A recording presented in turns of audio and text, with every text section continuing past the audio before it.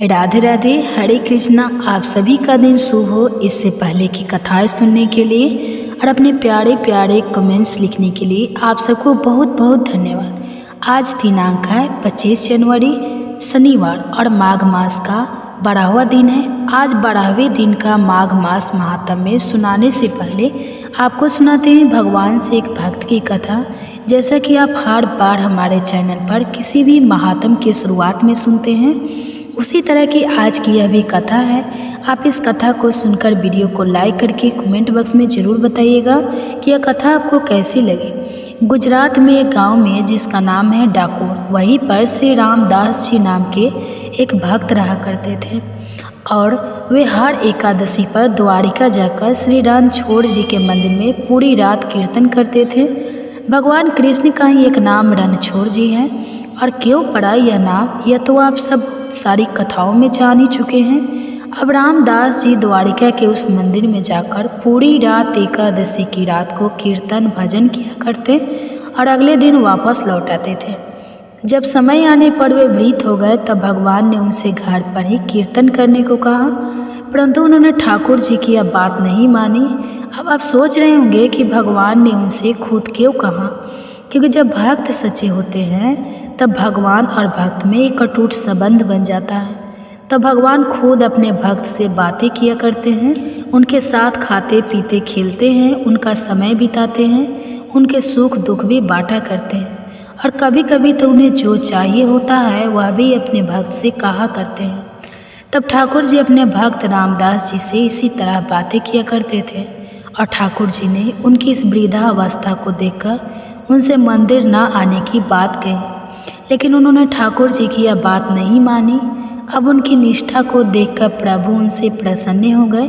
फिर बोले, ठीक है रामदास जी, अगर तुम नहीं मानना चाहते तो मत मानो, लेकिन अब बुढ़ापा आ गया है और तुम यहाँ इतने कष्ट से मेरे पास आकर मंदिर में रात भर भजन कीर्तन करते हो।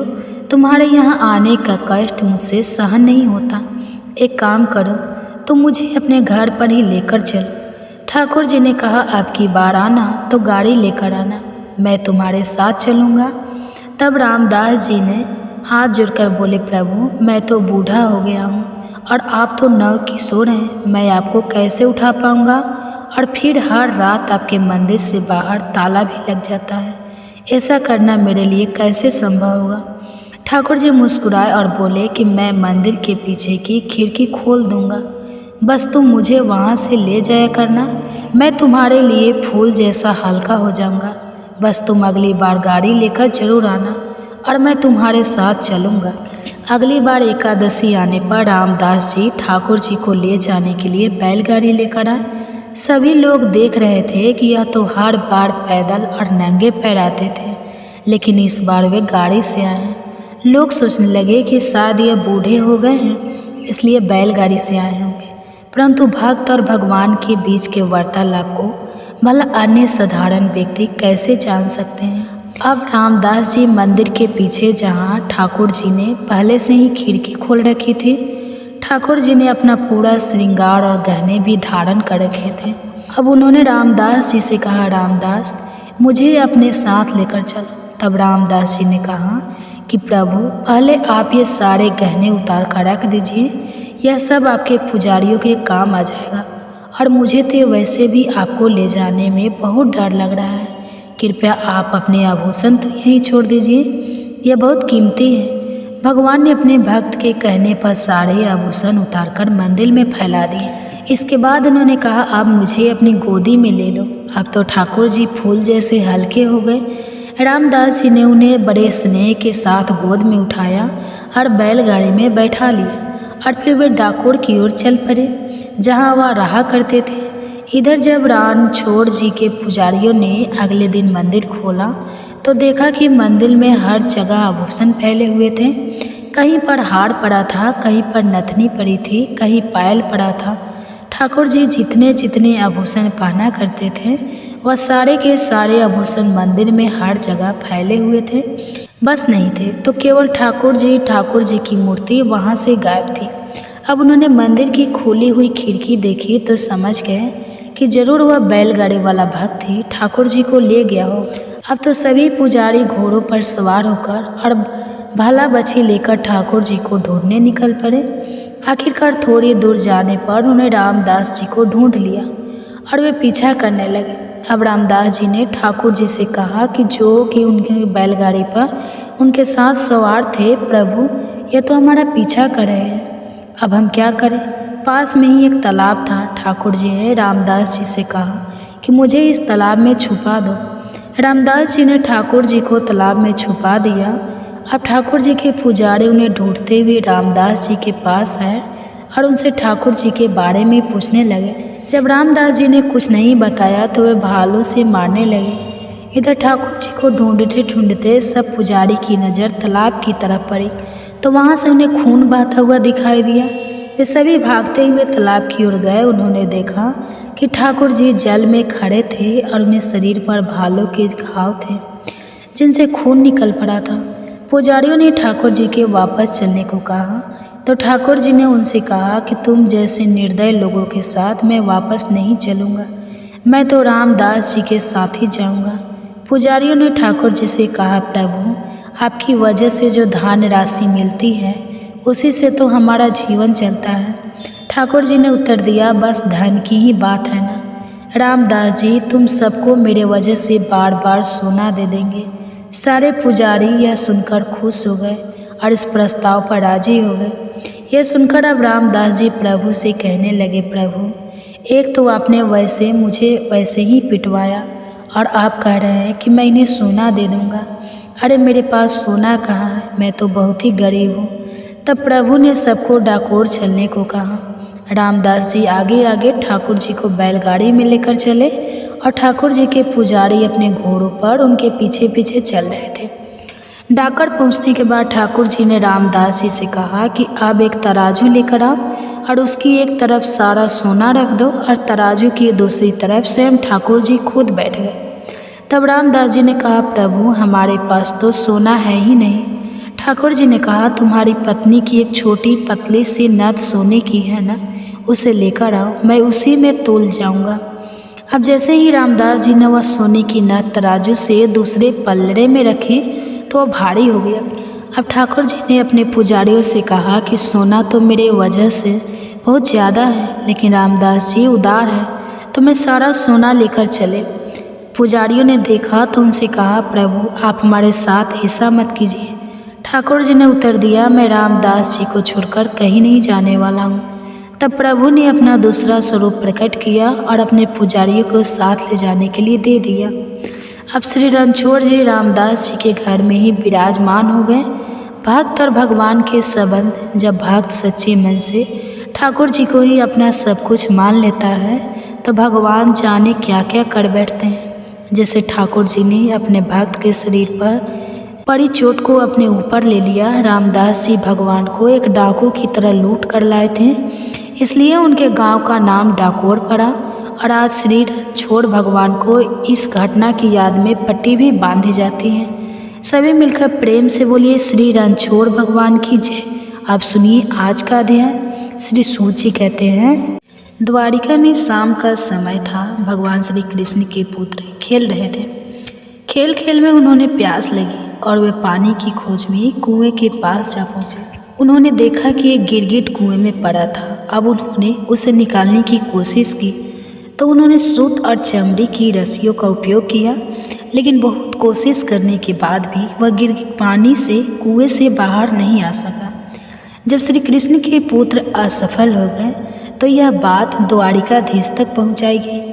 अब तो भगवान श्री कृष्ण स्वयं वहां पहुँचे और उन्होंने बिना किसी कठिनाई के बाएं हाथ से उस गिरगिट को खींचकर बाहर निकाल दिया।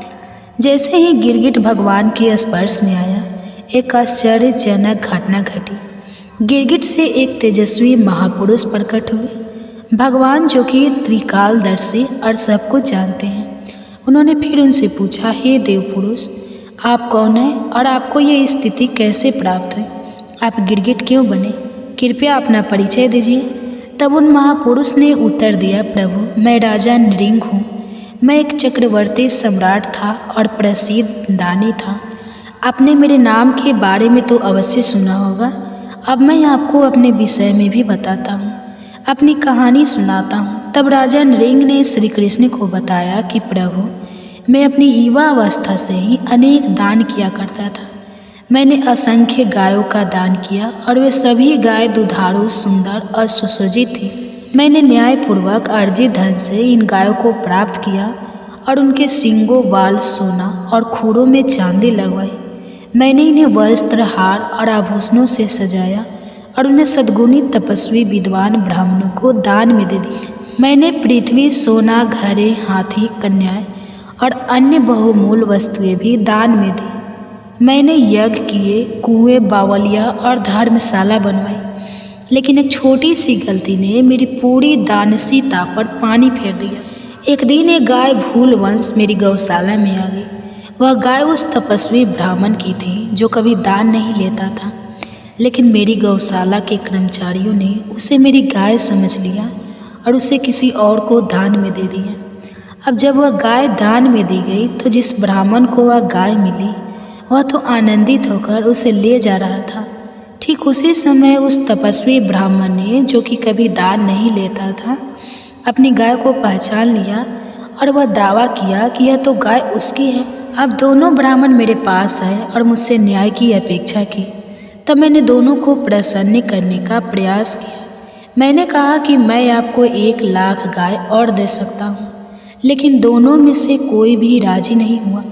दान में दी गई गाय को पाने वाला ब्राह्मण उसे छोड़ने को तैयार नहीं था और तपस्वी ब्राह्मण अपनी गाय को किसी भी शर्त पर छोड़ने के लिए तैयार नहीं था। इसलिए मैं तो धर्म संकट में पड़ गया। फिर मैंने दोनों से क्षमा मांगी और इनसे इस विवाद को समाप्त करने की विनती की, लेकिन कोई भी तैयार नहीं था, इसलिए कोई भी हल नहीं निकला। अब जब मेरी मृत्यु हुई तो इस छोटी सी गलती के कारण मुझे यमलोक ले जाया गया। वहाँ धर्मराज जी ने मुझसे पूछा कि क्या मैं पहले अपने पाप का फल भोगना चाहता हूँ या पुण्य का। तब मैंने पाप का फल पहले भोगने का निर्णय किया और इसके परिणाम स्वरूप मुझे गिरगिट के रूप में जन्म लेना पड़ा। द्वारिका के इस कुएं में मैं लंबे समय से पड़ा हुआ था और कष्ट भोग रहा था, लेकिन आज आपके दर्शन से मुझे इस गिरगिट के शरीर से मुक्ति मिली। प्रभु, मैं आपको सेवक हूँ और आपकी कृपा से ही यह संभव हुआ। फिर राजा रंग ने भगवान श्री कृष्ण की स्तुति और परिक्रमा की और उन्हें अष्टांग प्रणाम किया।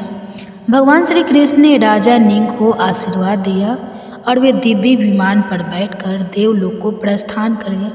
अगर कोई इस विश्वास के साथ सुमेरु पर्वत के समान स्वर्ण का दान करे, रत्न, अन्नदान और भूमि दान करे कि इससे पुण्य मिलेगा और पापों से मुक्ति मिलेगी, या फिर अनेक तुला दान करे, प्रयाग जैसे तीर्थों में स्नान करे और काशी में ग्रहण के अवसर पर चित्त शुद्धि के लिए अनेकों दान करे, सैयादान, कन्यादान और कुरुक्षेत्र में शुभ पर्व पर गौदान करे, तो इन सभी पुण्य कर्मों के बावजूद वह अपने समस्त पापों से मुक्त नहीं हो सकता। केवल एक बार श्री कृष्ण के नाम का स्मरण सच्चे मन से करने पर भी त्रिलोक के समस्त पापी एक क्षण में संसार के आवागमन से मुक्त होकर परम पद को प्राप्त कर सकते हैं। महाराज नृंग को इतने दान करने के बाद भी केवल और केवल एक अपराध के कारण गिरगिट के रूप में जन्म लेना पड़ा। अगर कोई नाम जप करने वाला साधक है तो हजारों अपराध होने पर भी उसकी ऐसी दुर्गति नहीं होगी। अगर उसे पूर्व जन्म लेना भी पड़ा तो वह एक अच्छे परिवार में जन्म लेगा और बहुत शीघ्र भगवत प्राप्ति भी कर लेगा, क्योंकि भगवान का नाम अत्यंत शक्तिशाली है। इसलिए अधिक से अधिक नाम जपने का, अधिक से अधिक भगवान की कथाओं को सुनने का प्रयास करके उसे अपने जीवन में आत्मसात करने का भी प्रयास करें। यह थी आज की कथा। आपको कैसी लगी? वीडियो को लाइक करके कमेंट बॉक्स में ज़रूर बताइएगा। आप सुनिए आज का माघ मास महात्म्य में श्री सूत जी महाराज यहाँ पर श्री वशिष्ठ जी से वार्तालाप कर रहे हैं। श्री सूत जी कहने लगे कि पूर्व काल में त्रिशंकु नाम से प्रसिद्ध एक सूर्यवंशी राजा थे। वे महर्षि वशिष्ठ के शिष्य थे और सदा यज्ञ याग आदि किया करते थे। उन्होंने अपनी प्रजा का अपने पुत्र की तरह पालन किया था। एक दिन रात सभा में बैठे हुए मुनिवर वशिष्ठ जी से राजा ने बड़ी विनयपूर्वक कहा कि भगवान, अब मैं ऐसे यज्ञ के द्वारा भगवान की आराधना करना चाहता हूँ जिससे यह शरीर के साथ ही स्वर्ग लोक में शीघ्र जाना संभव हो सके। वशिष्ठ जी कहने लगे, राजन, ऐसा कोई यज्ञ नहीं है जिसके द्वारा इसी शरीर से मनुष्य स्वर्ग में जा सके। स्वयंभू ब्रह्मा जी ने जिन अग्नि, एष्टोम आदि यज्ञों का प्रतिपादन किया है, उनके करने पर भी दूसरे ही शरीर से स्वर्ग की प्राप्ति होती है। त्रिशंकु बोले, प्रभु, यदि इसी शरीर से स्वर्ग की प्राप्ति कराने वाला यज्ञ आप मुझसे नहीं करा सकते तो मैं दूसरे ब्राह्मण को आश्चर्य बनाकर उस यज्ञ का अनुष्ठान करूँगा और इसी शरीर के साथ स्वर्ग को जाऊँगा। श्री सूत जी कहते हैं कि श्री त्रिशंकु का यह वचन सुनकर महर्षि वशिष्ठ जी ने हंसते हुए कहा, पृथ्वीनाथ, आज ही वैसा यज्ञ कीजिए, मुझे कोई आपत्ति नहीं है। तब राजा वशिष्ठ ने मुनि को प्रणाम करके उस स्थान पर गए जहाँ उनके 100 पुत्र रहते थे। उनके सामने भी राजा ने अपना वही उद्देश्य रखा। तब उन्होंने भी वही उत्तर दिया जो वशिष्ठ जी ने कहा था। यह सुनकर राजा ने पुनः उनसे कहा कि गुरु पुत्रों, आपके पिताजी इस समय मुझे शरीर स्वर्ग भेजने में असमर्थ हो गए हैं, इसलिए मैंने उन्हें छोड़ दिया है। अब मेरे पुरोहित वह नहीं रहे, और अगर आप लोग भी मुझसे वैसा यज्ञ नहीं करवाएंगे तो मैं आपको भी छोड़कर शीघ्र ही दूसरे पुरोहित का वर्ण कर लूँगा। यह सुनकर वे सभी गुरु पुत्र कुपित हो गए और कठोर वाणी में बोले, पापी, तूने हिताशी गुरु का त्याग किया है, इसलिए तू सभी लोगों के द्वारा नींद चंडाल हो। उनका यह वाक्य पूरा होते ही राजा त्रिशंकु उसी क्षण विकृत और विकराल शरीर वाली चंडाल हो गए। अपने आप को विकृत चंडाल के रूप में देखकर राजा को बड़ी लज्जा हुई। वे बहुत दुखी होकर इधर उधर घूमने लगे, सोचने लगे कि मैं क्या करूं, कहाँ जाऊं, किस प्रकार मुझे शांति मिलेगी।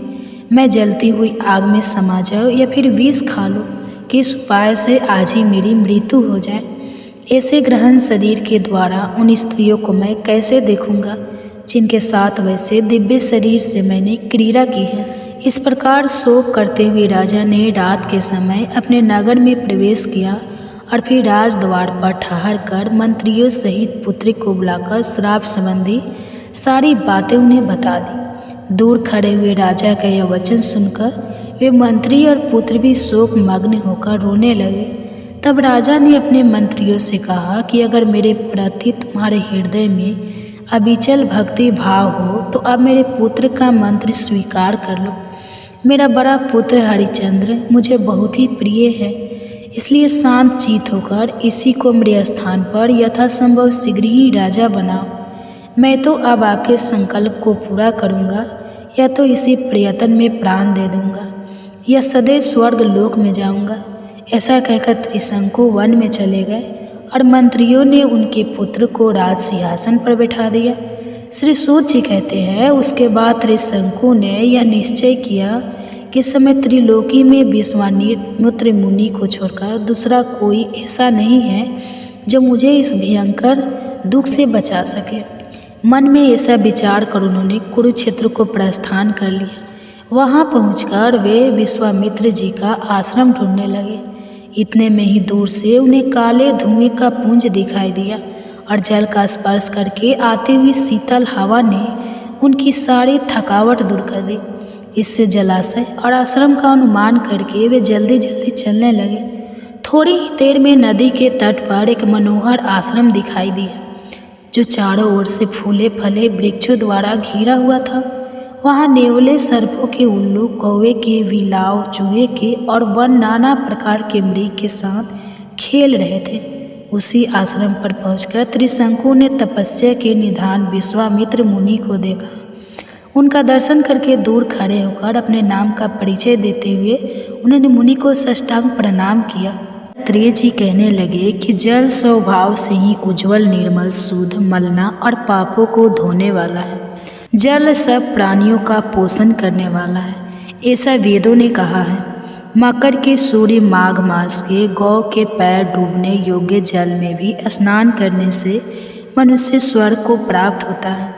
यदि सारा मास स्नान करने से आसक्त हो के 3 दिन ही स्नान करने से पापों का नाश होकर स्वर्ग की प्राप्ति होती है, चाहे दीन होने से थोड़ा ही दान करें। वह भी धनी और दीर्घ आयु होता है। 5 दिन स्नान करने से चंद्रमा के समान शोभायान होता है, इसलिए अपना शुभ चाहने वाले को माघ मास में बाहर स्नान करना चाहिए। अब माघ मास में स्नान करने वालों के नियम कहता हूँ। अधिक भोजन का उपयोग नहीं करना चाहिए, भूमि पर सोना चाहिए, भगवान की त्रिकाल पूजा करनी चाहिए, ईंधन, वस्त्र, कंबल, जूता, कुमकुम, घी, तेल, कपास, रुई, वस्त्र तथा अन्न का दान करना चाहिए।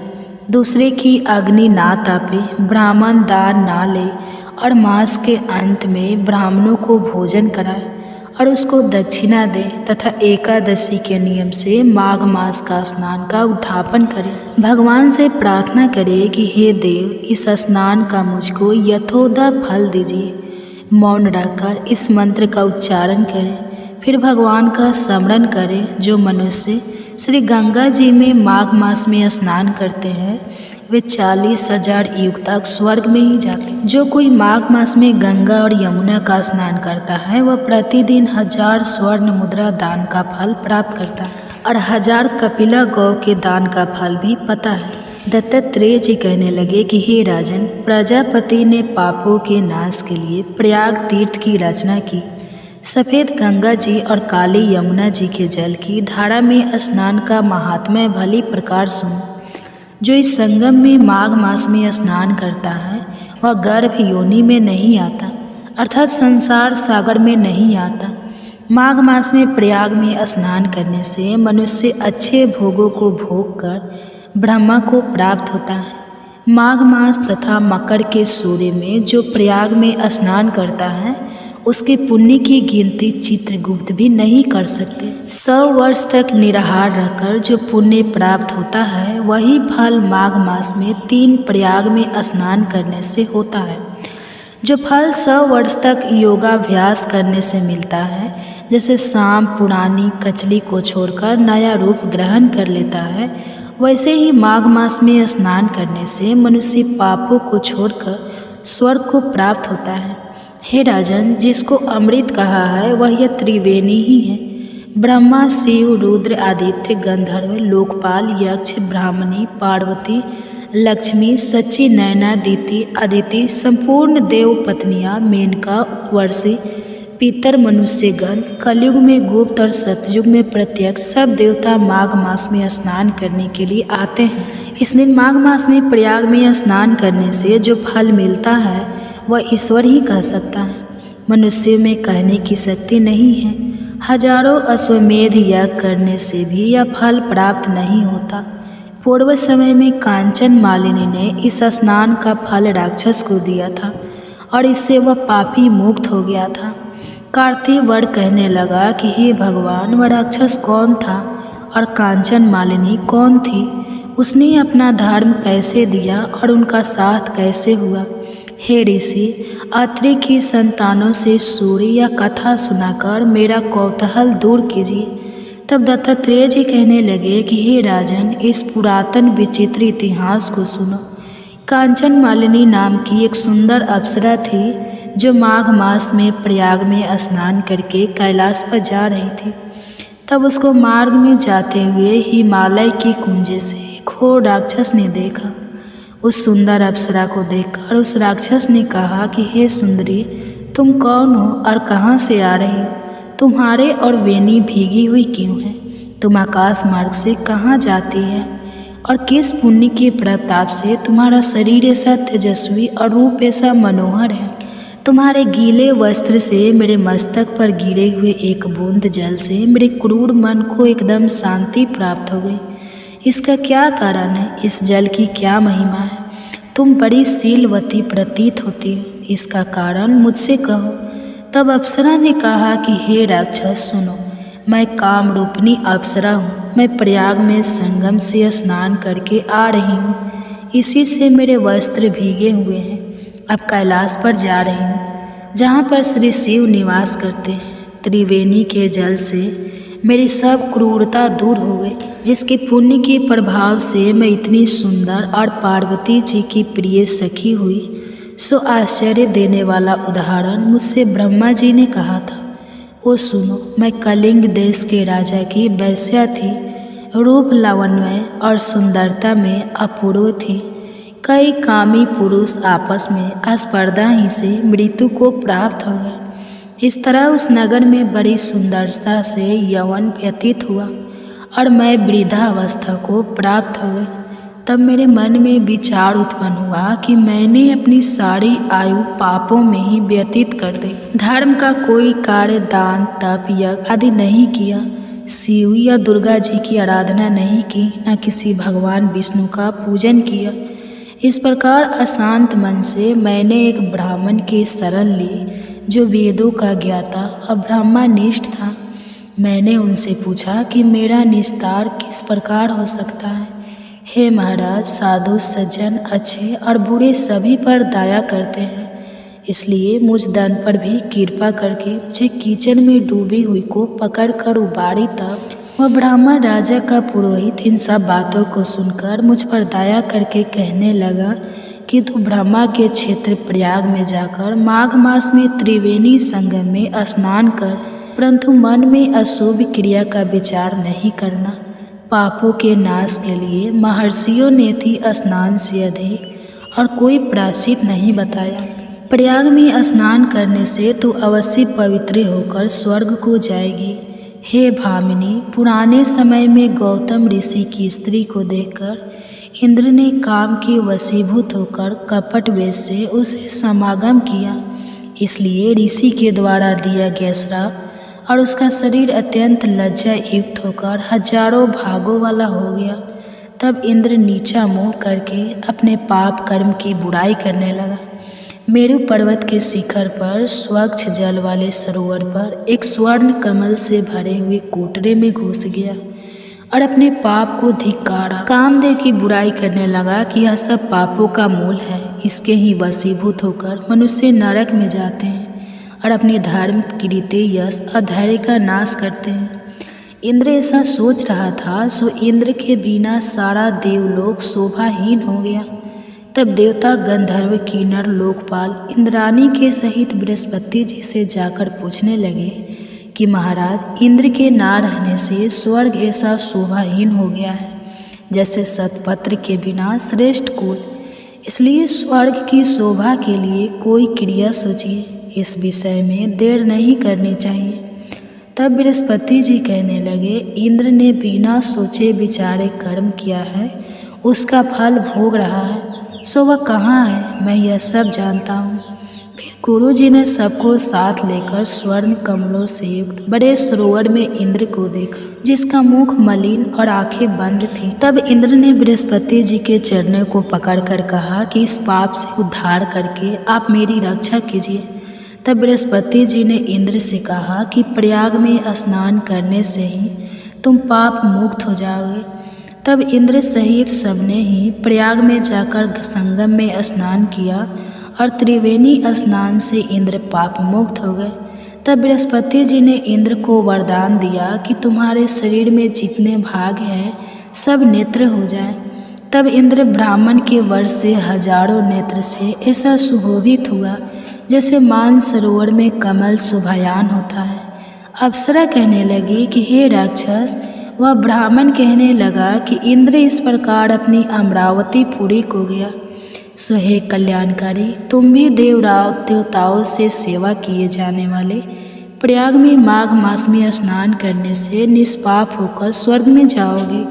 सो मैंने उस ब्राह्मण के यह वचन सुनकर उसके पैरों में पकड़कर प्रणाम किया और घर में आकर सब भाई बांधव, नौकर चाकर, धन आदि को त्याग कर शरीर को नष्ट होने वाली वस्तु समझकर घर से निकल गई और माघ मास में गंगा यमुना के संगम पर जाकर स्नान किया। सो हे निशाचर, 3 दिन के स्नान से मेरे सभी पाप नष्ट हो गए और 27 दिन के पुण्य से मैं देवता हो गई और पार्वती जी की सखी होकर सुख से निवास करती हूँ। इसलिए मैं प्रयाग के महात्म्य को याद करके सब देवताओं के सहित माघ मास में प्रयाग स्नान करती हूँ। सो मैंने अपना यह सब वृत्तांत तुमसे कहा। तुम भी इस योनि में पड़ने और ऐसे क्रूप होने का सब कारण कहो। तुम्हारी दाढ़ी और मच्छी बहुत बड़ी बड़ी हो गई है और पर्वत की गुफा में वास करते हो। तब निशाचर क्या कहा ये आप सुनेंगे इसी माघ मास की अगली कड़ी में। आप सुनिए भागवत कथा।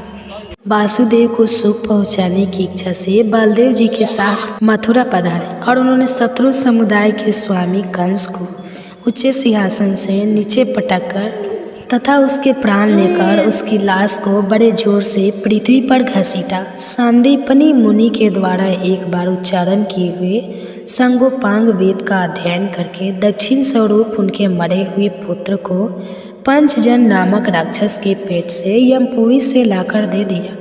भीष्म नंदिनी रुक्मणी के सौंदर्य से अथवा रुक्मी के बुलाने से जो शिशुपाल और उसके सहायक वहां आए हुए थे उनके सिर पर पैर रखकर गांधर्व विधि के द्वारा विवाह करने के लिए अपनी नित्य संगिनी रुक्मणी को वे वैसे ही हरण कर लाए जैसे गुरूर अमृत कलश को ले आए थे। स्वयंवर ने 7 बिना नथे हुए बैलों को नाथ कर नाग न जीती सत्या से विवाह किया। इस प्रकार मान भंग हो जाने पर मूर्ख राजाओं ने शस्त्र उठाकर राजकुमारी को छीनना चाहा। तब भगवान श्री कृष्ण ने स्वयं बिना घायल हुए अपने शास्त्रों से उन्हें मार डाला। भगवान विषय पुरुषों की सी लीला करते हुए अपनी प्राण प्रिया सत्यभामा को प्रश्न करने की इच्छा से उनके लिए स्वर्ग से कल्प वृक्ष उखाड़ लाए। उस समय इंद्र ने क्रोध से अंधे होकर अपने सैनिक सहित उन पर आक्रमण कर दिया, क्योंकि वह निश्चय ही अपनी स्त्रियों की क्रीड़ा मृग बना हुआ है। अपने विशाल शरीर से आकाश को भी ढक देने वाले अपने पुत्र मासरंगा की तब उन्होंने भौमासुर से पुत्र भक्त दत्त को उसका बचा हुआ राज्य देकर उसके अंतःपुर में प्रवेश किया। वहाँ भौमा मासुर द्वारा हर कई लाई हुई बहुत सी राज्य कन्याएं थीं। वे दीन बंधु श्री कृष्ण चंद्र को देखते ही खड़ी हो गई और सबने महान हर्ष लज्जा एवं प्रेम पूर्ण चितवन से तत्काल ही भगवान को पति रूप में वर्ण कर लिया। तब भगवान ने अपनी निज शक्ति योग माया से उन ललना के अनुरूप उतने ही रूप धारण कर उन सबका अलग अलग महलों में एक ही मुहूर्त में विधिवत पानी ग्रहण किया। अपनी लीला का विस्तार करने के लिए उन्होंने उनमें से प्रत्येक के गर्भ में सभी गुणों में अपने ही समान 101 पुत्र उत्पन्न किए।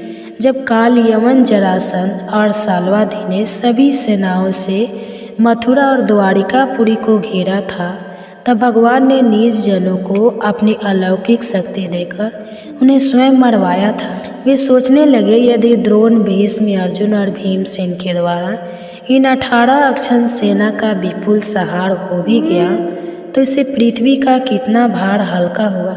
अभी तो मेरे अंशरूप प्रधुमन आदि के बल से बढ़े हुए यादव का दुष्ट दल बना ही हुआ है। जब यह मधुपाल से मतवाले होकर लाल लाल आंखें करके आपस में लड़ने लगेंगे तब उससे ही इनका नाश होगा।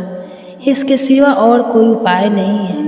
असल में मेरे संकल्प करने पर यह स्वयं ही अंतर्ध्यान हो जाएंगे। ये सोचकर भगवान ने युधिष्ठिर को अपनी पैतृक राजगद्दी पर बैठाया और अपने सभी सगे संबंधियों को सत्पुरुष का मार्ग दिखाकर आनंदित किया।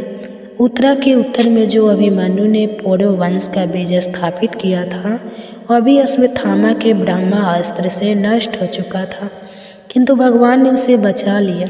उन्होंने धर्मराज युधिष्ठिर से 3 अश्वमेध यज्ञ करवाए और वह भी श्री कृष्ण के अनुगामी होकर अपने छोटे भाइयों की सहायता से पृथ्वी की रक्षा कर हुए बड़े आनंद से रहने लगे। विश्वत्थामा श्री भगवान ने भी द्वारकापुरी में रहकर लोक और वेद की मर्यादा का पालन करते हुए सब प्रकार के भोग भोगे, किंतु सांख्य योग की स्थापना करने के लिए उनमें कभी आसक्त नहीं हुए। मधुर मुस्कान, स्नेहमयी वन, सुधामयी वाणी, निर्मल चरित्र तथा समस्त शोभा और सुंदरता के निवास अपने श्री विग्रह से लोक परलोक और विशेषतः यादव को आनंदित किया तथा रात्रि में अपनी प्रिया के साथ क्षणिक अनुराग युक्त होकर समायोजित विहार किया और इस प्रकार उन्हें भी सुख दिया। इस तरह बहुत वर्षों तक विहार करते करते उन्हें गृहस्थ आश्रम संबंधी भोग सामग्रियों से वैराग्य हो गया। यह भोग सामग्रियाँ ईश्वर के अधीन है और जीव भी उन्हीं के अधीन है। जब योगेश्वर भगवान श्री कृष्ण को ही उनसे वैराग्य हो गया तब भक्ति योग के द्वारा उनका अनुगमन करने वाले भक्त तो उन पर विश्वास ही कैसे करेगा। एक बार द्वारिकापुरी में खेलते हुए यदुवंशी और भोजवंशी बालकों ने खेल खेल में कुछ मुनि ईश्वर को चिढ़ा दिया। तब यादव कुल का नासी भगवान को अभीष्ट है, यह समझकर उन ऋषियों ने बालकों को श्राप दे दिया। इसके कुछ ही महीने बाद भावी वश वृषभ भोज और अधंक वशी यादव बड़े हर्ष से रथों पर चढ़कर प्रभास क्षेत्र को गए। वहाँ स्नान करके उन्होंने उस तीर्थ के जल से पितर देवता और ऋषियों का तर्पण किया तथा ब्राह्मणों को श्रेष्ठ गाय दी। भागवत भक्ति से शुद्ध हृदय वाले विदुर जी उनके पास जा पहुँचे और उनके साधु स्वभाव से आप आयत होकर उन्होंने पूछा। विदुर जी ने कहा, भगवान, संसार में सब लोग सुख के लिए कर्म करते हैं, परंतु उनसे ना तो उन्हें सुख ही मिलता है और ना उनका दुख ही दूर होता है, बल्कि उससे भी उनके दुख की वृद्धि होती है। अतः इस विषय में क्या करना उचित है, या आप मुझे कृपा करके बतलाइए। जो लोग दुर्भाग्यवंश भगवान श्री कृष्ण के भूमुख, अधर्म परायण और अत्यंत दुखी हैं, उन पर कृपा करने के लिए आप जैसे भाग्यशाली भगवत भक्त संसार में विचर करते हैं। साधु शिरोमणि, आप मुझे उस शांतिप्रद साधन का उपदेश दीजिए जिसके अनुसार आराधना करने से भगवान अपने भक्तों के भक्ति पुत्र हृदय में आकर विराजमान हो जाते हैं और अपने स्वरूप का अपरोक्ष अनुभव कराने वाले सनातन ज्ञान प्रदान करते हैं। त्रिलोकी के नियंता और परम स्वतंत्र श्री हरि अवतार लेकर जो लीलाएं करते हैं, जिस प्रकार आगता होकर भी उन्होंने कल्प के आरंभ में इस सृष्टि की रचना की, जिस प्रकार इसे स्थापित कर वे जगत के जीवों की जीविका का विधान करते हैं, फिर जिस प्रकार इसे अपने हृदय काश में लीन कर वृत्ति शून्य योग माया का आश्रय लेकर सहन, और जिस प्रकार वे ईश्वर प्रभु एक होने पर भी इस ब्रह्मांड में अंतर्यामी रूप से अनुप्रेम होकर अनेकों रूपों में प्रकट होते हैं, वह सब रहस्य आप हमें समझाइए। ब्राह्मण, गौ और देवताओं के कल्याण के लिए जो अनेकों अवतार धारण करके लीला से ही नाना प्रकार के देव कर्म करते हैं, वे भी हमें सुनाइए। यशविनी के मुकुट मणि श्रीहरि की लीला अमृत का पान करते करते हमारा मन तृप्त नहीं होता। हमें यह भी सुनाइए कि उन समस्त लोकपतियों के स्वामी श्रीहरि ने इन लोगों को लोकपालों और लोक पर्वत से बाहर के भागों को, जिनमें सब प्रकार के प्राणियों के अधिकार अनुसार भिन्न भिन्न भेद प्रतीत हो रहे हैं, किन तत्वों से रचा है द्विज, और उन विश्वकर्ता स्वयंभू श्री नारायण ने अपनी प्रजा के स्वभाव, कर्म रूप और नामों के भेद की किस प्रकार रचना की है। भगवान, मैंने व्यास जी के मुख से उन नीच वर्ण के धर्म तो कई बार सुने हैं, किंतु अब श्री कृष्ण कथा अमृत के प्रभाव को छोड़कर अन्य सौलभ सुखदायक धर्मों से मेरा चित्त उब गया है। उन तीर्थपाद श्री हरि के गुणवान से तृप्त हो भी कौन सकता है। उनका तो नारद महात्मा गण भी आप जैसे साधु के समाज में कीर्तन करते हैं, तथा जब मनुष्य के प्रेम प्रवेश करते हैं तब उनके संसार चक्र में डालने वाली घर गृहस्थ की आसक्ति को काट डालते हैं। भगवान, आपके सखा मुनिवर कृष्ण द्वैपायन ने भी भगवान के गुणों का वर्णन करने की इच्छा से महाभारत रचा है। उसमें भी विशेष सुखों का उल्लेख करते हुए मनुष्य की बुद्धि को भगवान की कथाओं की लोक और लगाने का ही प्रयत्न किया गया है। यह भागवत कथा की रुचि श्रद्धालु पुरुष के हृदय में जब बढ़ने लगती है, तब अनन्य विषय से उसे विरक्त कर देती है। वह भगवत चरणों के निरंतर चिंतन से आनंद मग्न हो जाता है और उस पुरुष के सभी दुखों का तत्काल अंत हो जाता है। मुझे तो उस सोचनीय के भी सोचनीय अज्ञानी पुरुषों के लिए निरंतर खेद रहता है, जो आपने पिछले पापों के कारण श्री हरि की कथाओं से विमुख रखते हैं। हाय काल, भगवान उनके अमूल्य जीवन को काट रहे हैं और वे वाणी, देह और मन से व्यर्थ वाद विवाद, व्यर्थ चेष्टा और व्यर्थ चिंतन में लगे रहते हैं। मैत्र जी, आप दीनों पर कृपा करने वाले हैं, अतः भौरा जैसे फूलों में से रस निकाल लेता है, उसी प्रकार इन लौकिक कथाओं में से इनकी सारा भूता परम कल्याणकारी पवित्रीकृति श्री हरि की कथाएं छांटकर हमारे कल्याण के लिए सुनाइए। उन सर्वेश्वर ने संसार की उत्पत्ति, स्थिति और संहार करने के लिए अपनी माया शक्ति को स्वीकार कर राम कृष्ण आदि अवतारों के द्वारा जो अनेकों अलौकिक लीलाएं की हैं वे सब मुझे सुनाई। श्री सुखदेव जी कहते हैं, जब विदुर जी ने जीवों के कल्याण के लिए इस प्रकार प्रश्न किया तब तो मुनि श्रेष्ठ भगवान मित्र जी ने उनकी बहुत बड़ाई करते हुए यहाँ कहा। श्री मित्र जी बोले, साधु स्वभाव विद जी, आपने सब जीवों पर अत्यंत अनुग्रह करके यह बड़ी अच्छी बात पूछी है। आपका चित्त सर्वदा श्री